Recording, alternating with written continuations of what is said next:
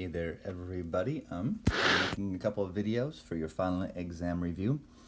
So let's just get, I think this is going to be the algebra here.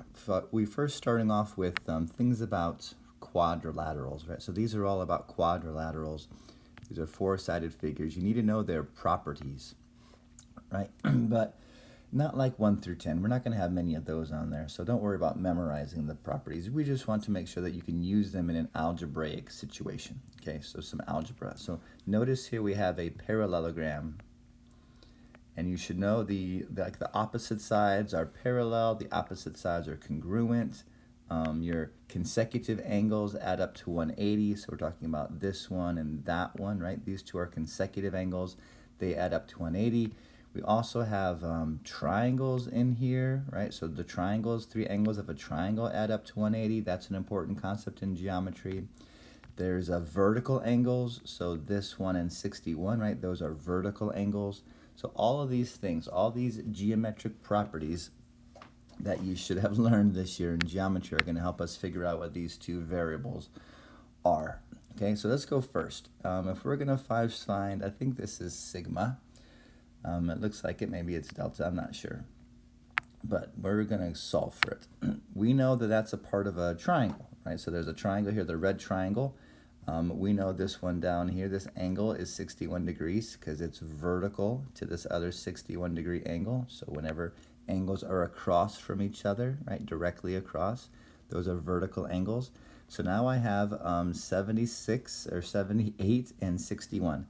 So 78 plus 61 plus whatever this angle is up here, those three angles need to equal 180 because those are three angles of a triangle. Okay, so I subtract 78 and 61 from 180. Let me find my calculator. Sorry, here we go. So 180 minus 78 minus 61. I'm subtracting both of those angles, and I get 41 degrees for the measure of this angle up here, right? 41 degrees.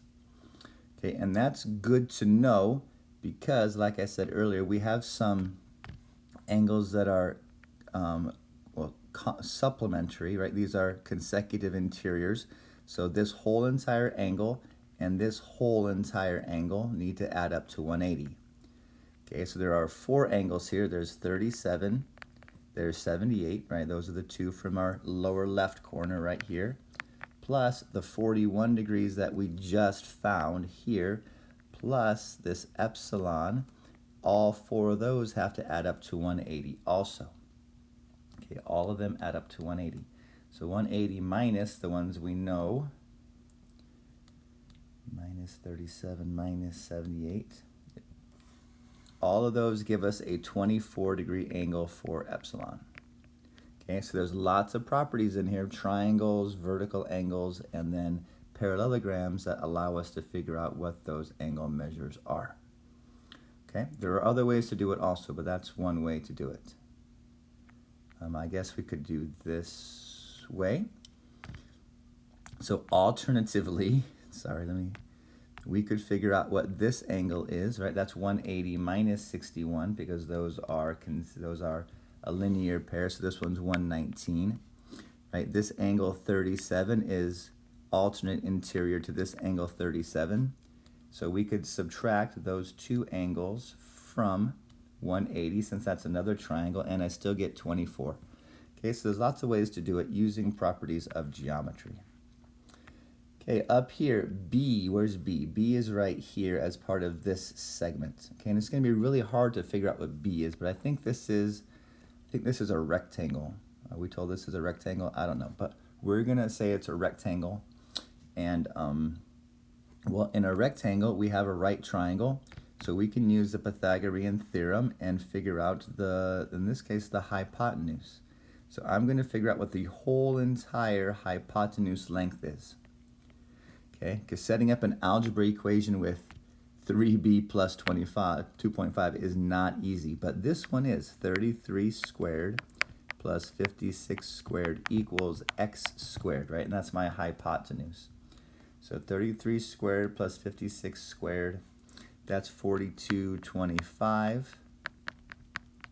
and then taking the square root of 4225 gives me a hypotenuse of 65.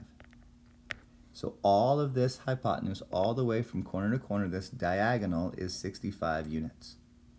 Okay, and in a parallelogram, these things get bisected. So 3b plus 2.5 equals half of 65, right? It gets bisected, cut in half.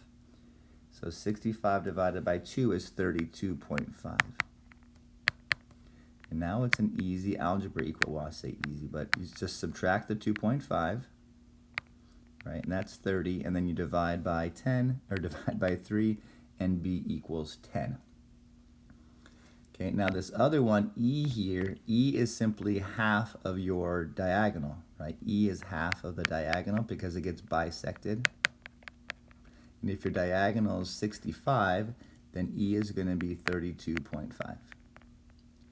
Okay, so also in this triangle, whenever we have a rectangle, this is an isosceles triangle, right? Because in a rectangle, your diagonals are equal. So E would be equal to 3b plus 2.5. So E is equal to 32.5, right? Lots of properties there that can help us figure this out. Okay, this one is a rhombus. Okay, and some things you know about the rhombus. The rhombus has 4 equal sides, right? It is an equilateral quadrilateral and a 90-degree angle in the middle, right? Your diagonals are perpendicular. Diagonals are perpendicular. So one thing that happens, because it's a parallelogram, right, these get bisected still. The diagonals of a parallelogram, so a rhombus is a parallelogram. The diagonals of a rhombus get bisected, so n is going to be 4. And because this is a right angle, we're going to use the Pythagorean theorem in order to figure out what h is. Okay, that's probably the most important theorem in all of geometry. 4 squared plus h squared equals 6 squared. Okay, so we're going to subtract 4 squared from both sides, and I hope you know 4 squared is 16. So 36 minus 16 is 20. And the square root of 20 happens to be approximately 4.472. Okay, so lots of Pythagoras. Anytime we have a right angle or a right triangle, you're going to be using Pythagoras. Okay, just know that. And back to our rhombus, we're going to figure out some other things about your rhombus. PQ, right, that is an outer leg. All the sides are the same in a rhombus, so that one is 20. QR, well, that's another outside one, right? That's another leg of your, or another side of your quadrilateral, so that one's 20. TS, now TS is a diagonal, and the diagonals bisect each other, so if the top part is 9, the bottom part is 9. QS, well, that's the whole entire diagonal. If both of these parts are 9, 9 plus 9 is 18. Okay, so hopefully you're just as fast as this. QRS, Q to R to S.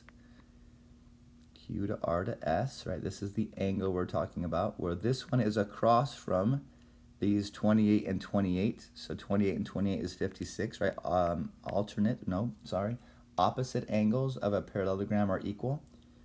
So QRS is equal to QPS, right? So that's 56. And then PQR, well, you know that if that top one is 62, this top one is 62. So 62 times 2 is 124.